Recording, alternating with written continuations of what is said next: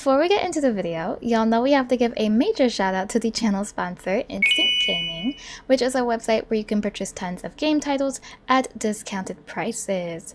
Y'all are always in the comments asking me if Instant Gaming is legit, and the answer is yes, it is a legitimate website I have personally used in the past to buy tons of my Sims 4 packs for cheaper. And they even have the newest release, Enchanted by Nature, for almost 30% off. So if you're interested in purchasing cheap games, make sure you use my affiliate link in the description down below. It helps me and the channel out a lot. And also don't forget to enter the monthly giveaway they are hosting on the channel for a chance to win any game of your choice off their website for free.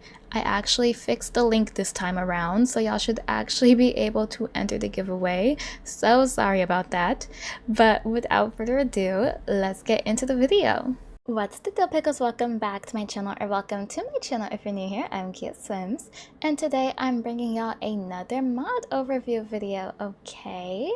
For those of you who don't remember, I started making my own Kia Simsverse save file like 2-ish years ago, where I'm attempting to completely redo all the worlds and townies and whatnot, and I haven't gotten around to posting any updates because I've been so busy with other projects, but she hasn't been scrapped yet. But progress has been slow, okay? But progress is progress.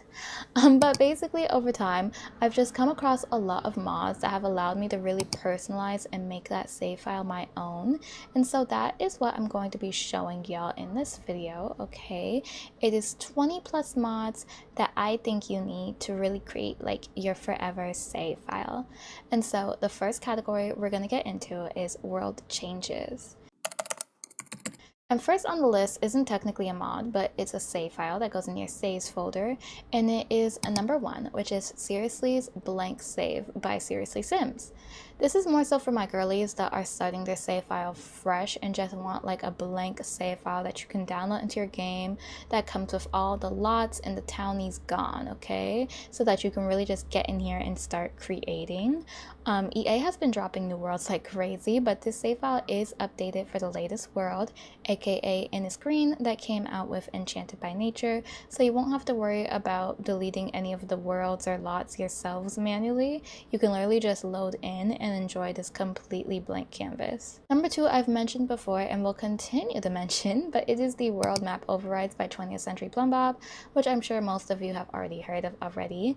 It is a visual mod that overrides how the world maps look by default, and I personally just feel like it once again helps set your worlds apart.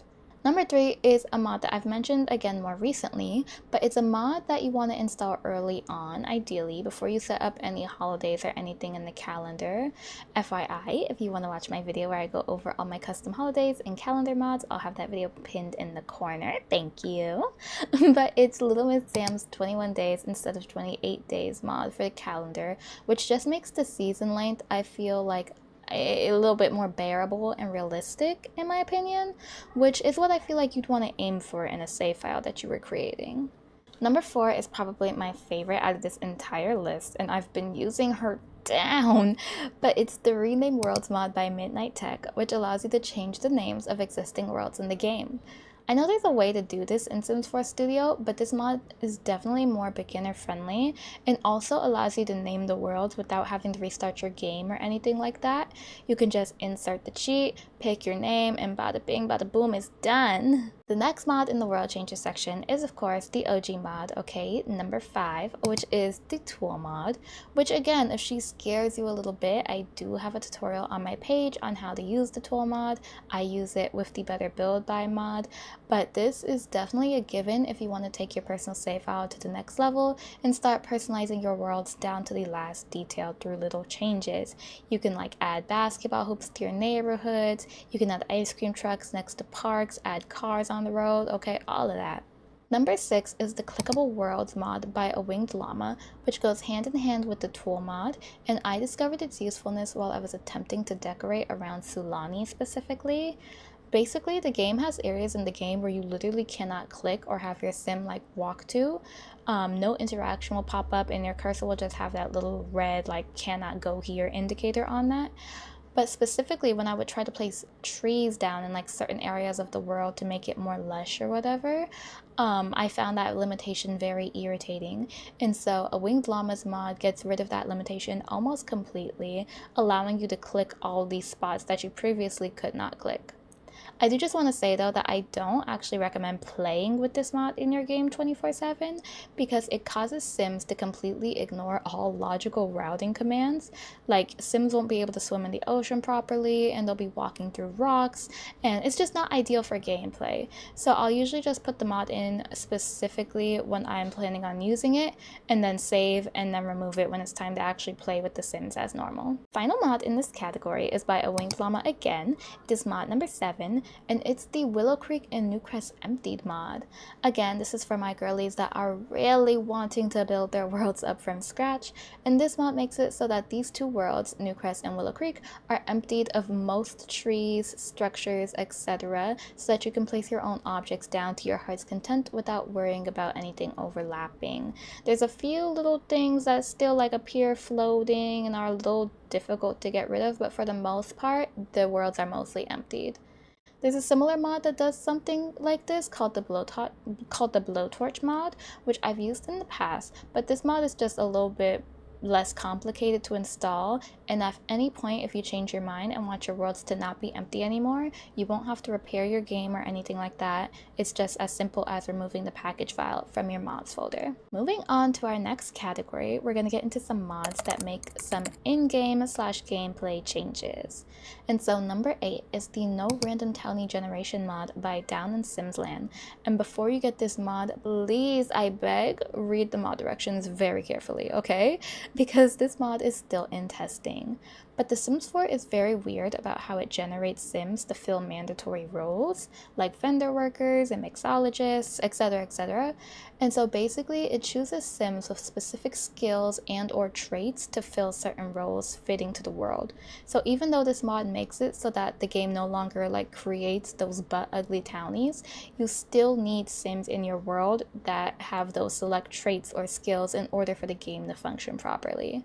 Down in Simsland was kind enough to be detailed about what kind of Sims your world will need in order for those roles to be filled, and I believe they also have a bunch of townies on their gallery that already fit the criteria that you can populate your worlds with. But if you're not going to use gallery Sims and just want to see your own Sims around the world like me, then make sure you're creating certain Sims for those necessary roles. Mod number 8 is of course MC Command Center, and you're probably like, sister, every mod review video in the history of mod review videos has recommended MC Command Center, but I'm telling you, get in those settings and mess around, okay? It literally has the ability to change your entire game. You'll find a lot more settings on the computer, and in here you can do things like set up child support, slow down the game speed so that the game days don't go by so fast, which I have already done. You can make it so that the game pulls Sims from your gallery to populate the worlds instead of creating their own. You can make it so that households can have more than 8 Sims. You can make it so that there's hundreds of Sims walking around your neighborhoods and on the community lots. Would I recommend setting the settings that high and doing that? Absolutely not. But the important thing is that you have the option to. I think I may do a more detailed MC Command Center settings video in the future, so if y'all have any questions relating to that, make sure you leave them in the comments down below. But moving right along, we have mod number 9, and that is the No More Empty Generic Lots by Midnight Tech. This is a mod that I used a lot more before we had the business and hobbies pack, but I remember I would have certain lots that didn't really fit under any of the options of lot types we had, like movie theaters for example. You know, I wouldn't want to make them a bar and I wouldn't want to make them a restaurant or anything like that, so I just make them a generic lot.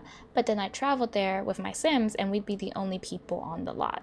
So this mod attempts to fix that. It doesn't show very well in this clip because it's like 3 o'clock in the morning, but if it was a little bit earlier in the day, it would be a much better example. Number 10 is a mod that I'm super excited about, and it's the brand new mod by Nerdy Doll, which they were kind enough to send me early access to, but it's the Swimmable Worlds mod, and it expands the areas where your Sims can swim in certain worlds.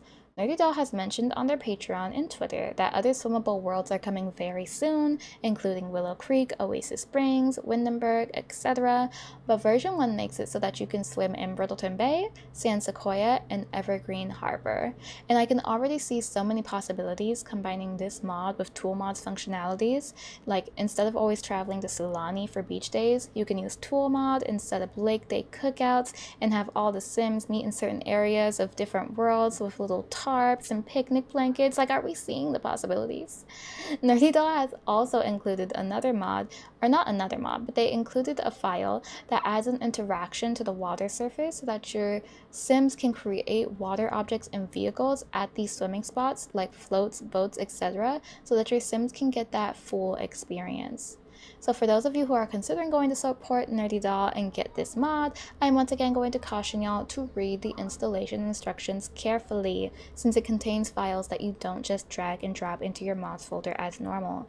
It does include world files that you install similarly to how you install Sunblind or any other lighting mod. So please just read, okay? And also, notable mention, but Nerdy Doll has also come out with an updated Windenburg water mod, which makes the water in certain parts of Windenburg 10 times better looking. So that is another mod that I would definitely recommend for my girlies. Number 11 is again by Down in Simsland, and it is the less/no couples on community lots. It reworks how couples arrive on lots with the Love Struck pack, because I didn't mind the couples that showed up on the community lots initially when the pack dropped, but after a while it started to give that they thought they were better than me. And also, it would just be annoying to pull up to like a restaurant and see 3 different couples stargazing on the benches outside. Like, that is it's not the time or the place. And so this mod can make it so that either less couples are spawning on these lots, make it so that Sims are spawning occasionally but also showing up with like a family member or a friend, or make it so that no couples are spawning at all. Mod number 12 goes hand in hand with that mod though, and it is the Bars, Nightclubs, and Lounge Visitors mod by Down in Simsland. And this mod makes it so that Sims stop showing up to these locations by themselves and instead will arrive with a friend or two, which is much more realistic in my opinion, and can also really help with certain storylines where you want to say that certain Sims got introduced to each other at these locations. Mod number 13 is by Down in Simpson again, and it's the Visitors for Maishuna Meadows mod, which is a helpful override because apparently the original park lot in San Maishuno doesn't spawn visitors by default, besides the occasional couple. And so this is a helpful mod if you actually want to utilize that lot or replace it with something and actually see Sims show up. Last mod by Down in Simsland is number 14, and is the No Change Outfit When Promoted mod, which is self-explanatory. It causes your Sims to not change their outfit when they're promoted in their job so that you're not constantly having to redo it, which goes hand in hand with mod number 15, which is Midnight Tech's Custom Uniforms mod, which allows you to set a custom work outfit for your Sim super easily through the phone, which I just personally enjoy seeing more. Moving on to our final mod category, which is aesthetics, we have 2 tiny subsections, and the first one is CAS, making mod number 16, Nasuri's Duja default skin replacement, which if you don't know what a default replacement skin is, I highly recommend getting one. It just automatically makes all townies look so much better by default by replacing their skins without you having to change anything about them in CAS. And speaking of townies, number 17 is the No Makeup or Accessories on Randomized Sims mod by Simply and Judah, which literally does what it says, okay? It makes it so that there's no makeup or accessories on Randomized Sims because they do not be putting that shit on. Our final subcategory is in-game aesthetics, and so number 18 is a mod I talked about in my recent calendar ideas video. It's the More Holiday and Club Icons by Nadabear, which again gives you a lot of new options for icons in the calendar if you plan on utilizing the custom holidays feature in your brand new save files, which I strongly suggest. Number 19 is these building overrides by Boy Butterfly, which changes the vibe of Newcrest by default, making it look a bit more city-esque, so that can be really helpful if that's the direction that you plan on going on when creating your save file. Number 20 and 21 are both cloud replacements, and these first beautiful ones are by Alf C, but the more recent worlds haven't been updated, and so for those select worlds I have the ones by Moriel, which are equally gorgeous. And that is it for all the mods you need to create the perfect save file. I would love to in the future do a more slowed down video where I kind of show you guys my progress in incorporating all these mods into my actual save file, but that will probably be a while from now. But let me know if I put you guys onto any new mods, if you never heard some of them, which ones you'll be downloading. I, of course, appreciate any and all comments, even if I don't respond to them because I know I'm really bad about that. But I promise I see the nice things that y'all be saying. But don't forget to leave a like on this video if you enjoyed it. Subscribe if you're not already. Also, follow me on Twitch and Twitter where I'm way more active. And I will see you all in my next video. Bye, guys!